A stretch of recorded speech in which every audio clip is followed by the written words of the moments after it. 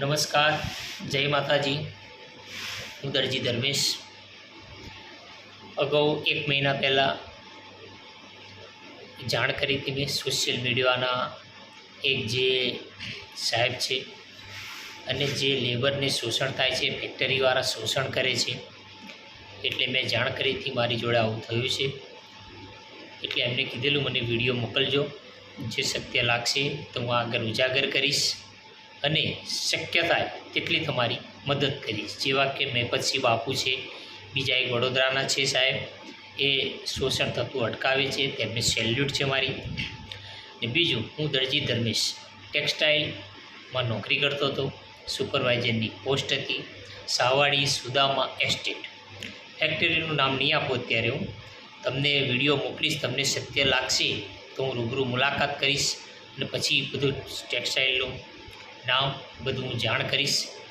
અને વિગતવાર એ છે કે મેં 8 વર્ષ ટેક્સટાઇલમાં નોકરી કરી. સુદામા એસ્ટેટ, સાવાડી, નારો કાપડની ફેક્ટરી છે, સુપરવાઇઝરની પોસ્ટ ઉપર હતો હું. મારું નામ દરજી ધર્મેશ. હું 8 વર્ષ મેં નોકરી કરી, પ્લસ મારી મિસિસનો કોન્ટ્રાક્ટ ચાલતો હતો, એ બીજો પાર્ટ છે. હું નોકરી કરતો હતો અને મિસિસનો કોન્ટ્રાક્ટ ચાલતો હતો, બીજો પાર્ટ છે. પ્લસ બીજું કે મારા કોન્ટ્રાક્ટમાં 15 જેવા લેબરો હતા, એમને કોઈ ફેસિલિટી આપતા નહોતા. મેં અગાઉ બી જાણ કરી હતી, ફેસિલિટી આપો, પ્લસ પગાર કરો છો, તેમના ખાતા નંબર આપ્યા હતા, તમે ટ્રાન્સફર કરો. તો આ લોકો કરતા નહોતા, સરકાર વિરુદ્ધ જતા હતા, કાયદાની વિરુદ્ધ જતા હતા, કે મોટા માથા છે એટલા માટે. પ્લસ બીજું, 8 વર્ષ ત્યાં અને મારે આવું બધું કીધું અને મને નોકરીમાંથી બરતરફ કર્યો. નોકરીમાંથી બરતરફ કર્યો એટલે મેં કીધું, શું કારણસર મને બરતરફ કરો છો એ મને રીઝન બતાવો. મને કીધું કે તમારે જ્યાં કેસ કરવો એ કરી શકો છો, નોકરીથી છૂટા થાવ, કશો વાંધો નહીં.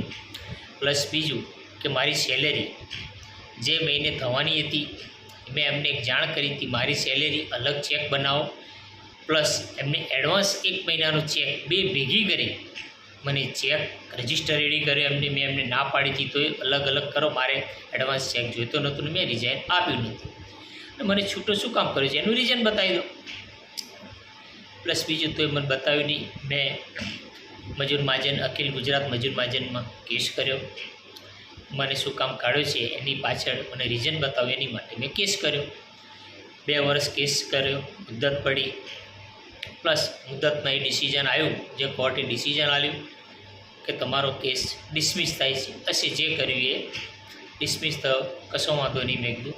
પ્લસ મારી ગ્રેજ્યુટી, જે મારા હકના નાણાં થતા હતા પૈસા, એ હું બંધાયેલો છું લેવા માટે. કોર્ટ તો એવું કહે નહીં કે તમને ગ્રેજ્યુટી ના મળે. એ પછી મેં 2 મહિના અંગત મારો પર્સનલ ઘરનો પ્રોબ્લેમ હતો, એટલે 2 મહિના પછી મેં વાત કરી કે આ રીતનું છે. હાર્દિક શાહ છે CEO, જે મેનેજમેન્ટ જે હેન્ડલિંગ કરે છે, હાર્દિક શાહ CA છે અને અમિત ત્યાગી એ CEO છે, જે બે હેન્ડલિંગ કરે છે, મેનેજમેન્ટ છે બે. એ થાય એ જ ફેક્ટરીમાં જે બોલે એ જ વસ્તુ થાય છે. જે અમિત ત્યાગી છે તે ગુજરાતીના કટ્ટર છે. જ્યારે અત્યારે તમે જોઈ શકો છો, સરકારે અમુક ટકાવારી ગુજરાતીઓની ભરતીની કીધી છે. તમે સાહેબ, તમને ચેલેન્જ આપું છું, તમે એ ફેક્ટરીમાં જાઓ, કેટલા ગુજરાતી છે, ને પ્લસ બીજું કે કેટલા ગુજરાતીની ભરતી કરી અને કેટલા બહારની ભરતી કરી, એ તમે સર્વે કરો, ચેક કરો, તો તમને ખ્યાલ આવશે કે ગુજરાતીઓને બેરોજગાર કરવા માટે છે અમિત ત્યાગી, બરાબર. અને બીજું કે મેં કેસ કર્યો, કેસ ડિસમિસ થયો, ચલો નો ડાઉટ. પછી મેં હાર્દિક શાહને કીધું મારી ગ્રેજ્યુટી પાછી મને આપો, જે મેં 8 વર્ષ નોકરી કરી છે, હક રજા ગ્રેજ્યુટી જે કાયદેસર જે લીગલી થતું હોય એ આપી શકો છો. તે મને એમને એવું કીધું કે ગ્રેજ્યુટીના નાણાં તમે કેસ કર્યો તો, અને જે અમે કેસ કર્યો તો સામેવાળા વકીલને 65,000 રૂપિયા થયા, એટલે તમને ગ્રેજ્યુટી મળવા પાત્ર નથી. એ અમારા 65,000 રૂપિયા ગયા, બરાબર. મેં કીધું કશો વાંધો નહીં. પછી પ્લસ બીજું કે મારી મિસિસનું જે ચાલતો હતો કોન્ટ્રાક્ટ, એ કોન્ટ્રાક્ટ 17 માણસનો, 15 થી 17 માણસનો હતો. તે એના દર વર્ષે કોન્ટ્રાક્ટ રિન્યૂ થાય છે. એ રિન્યુ જાતે કરતા હતા, જાતે સહી કરતા હતા. એ મેં કાગળ કઢાવ્યું છે અંદરથી. પ્લસ બીજું કે મને છૂટો કર્યો, એ લોકોએ છૂટો કર્યો એ પછી મારા મિસિસનો કોન્ટ્રાક્ટ છૂટો કરવામાં આવ્યો નથી. મને લીગલી નોટિસ આપી નથી કે તમારા મિસિસનો બી કોન્ટ્રાક્ટ છૂટો કર્યો છે. પછી મને છૂટા કર્યા પછી 1 મહિનામાં જે મારે ત્યાં જે લેબર કામ કરતો હતો એને એક્સિડન્ટલી પ્રોબ્લેમ થયો ફેક્ટરીમાં છે. ફેક્ટરીમાં પ્રોબ્લેમ થયો એટલે મારા ખાતામાં એમને ફેક્ટરીમાં પ્રોબ્લેમ થયેલી જે વીમો ભરતા હતા અમે, બરાબર, વીમો ભરતા હતા એટલા માટે મેં જાણ કરી એમને કે મારા ખાતામાં 65,000 રૂપિયા આવ્યા. તો 65,000 રૂપિયા આવ્યા એ વીમો ભરતા હતા એના આવ્યા છે 65,000 રૂપિયા. અને એ વીમો ખોટી સહીઓ કરી વીમો પકવે છે. ખોટી મારી જોડે પ્રૂફ પણ છે. એ હાર્દિક શાહ અને CEO અમિત ત્યાગી એ મેનેજમેન્ટે ખોટી સહી કરી વીમો પકડ્યો. એ વીમો ખાતામાં મારા પૈસા આવ્યા. મને નોટિસ રદ, મને કોન્ટ્રાક્ટની નોટિસ મળી નથી રદ કરવાની. એમને મારો કોન્ટ્રાક્ટ ચાલુ રાખ્યો હતો, મને બરતરફ કર્યો હતો. મેં એમને જાણ કરી પણ એ ઉદ્ધર જવાબ આપે છે, પૈસાના જોરથી બધા દબાવવા માગે છે. એ બીજું કે હાર્દિક શાહને એક જાણ કરું કે તમે એવું કીધું ગ્રેજ્યુટી તમને મળશે નહીં, એ મળવાપાત્ર છે. અને બીજું કે એ ટેક્સટાઇલમાં કેટલું શોષણ થાય છે, ટેક્સ ચોરી થાય છે. પ્લસ બીજું કેટલું સેફ્ટીની સુવિધા નથી, બહુ શોષણ થાય છે. એમને મેં જાણ કરી હતી, બરાબર, તો એ છતાં કશું કર્યું નથી. અને ખોટી સહીઓ કરી જાતે સિક્કા બનાવ્યા કોન્ટ્રાક્ટીના અને બિલ ઉપર જાતે મારે છે. એ કેટલું પ્રૂફ છે મારી જોડે કે ટેક્સ ચોરી કરી છે, બારોબાર માલ વેચે છે, રોલ બારોબાર વેચે છે, કોણ આપે છે, કોણ લઈ જાય છે, શું વસ્તુ આલે છે, બધી મને જાણ છે. હું જાહેર કરીશ. પ્લસ મેં જ્યારે મને છૂટો કર્યો labour commissioner plus Kanpur, Shahpur, Gandhinagar, ઉદ્યોગ મંત્રી બધાને રજિસ્ટર રેડી કરીને મેં જાણ કરી હતી, તો કશો જવાબ આવ્યો નથી. અને પ્લસ બીજું જે મ્યુનિસિપાલિટી કોર્પોરેશનમાં જે ટેક્સટાઇલ આવેલ છે એની હદમાં એમને દિવાલ કરી દીધી છે.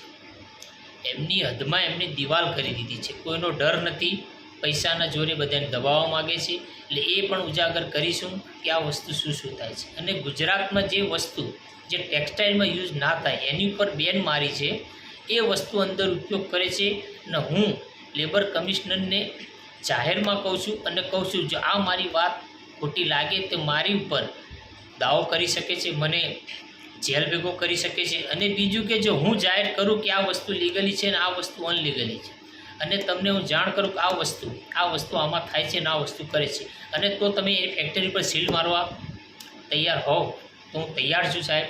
અને ખોટું લાગે તો મારી ઉપર બદનજીબનો દાવો મૂકી શકો છો. એ વસ્તુ બધું કરવા માગું છું. અને મારા ગ્રેજ્યુટીના પૈસા હું લઈને જ રહીશ. હક રજા જે કાયદેસર જે ગવર્મેન્ટ રૂલ્સ પ્રમાણે જે મળે છે એ પ્રમાણે હું લેવા માગું છું.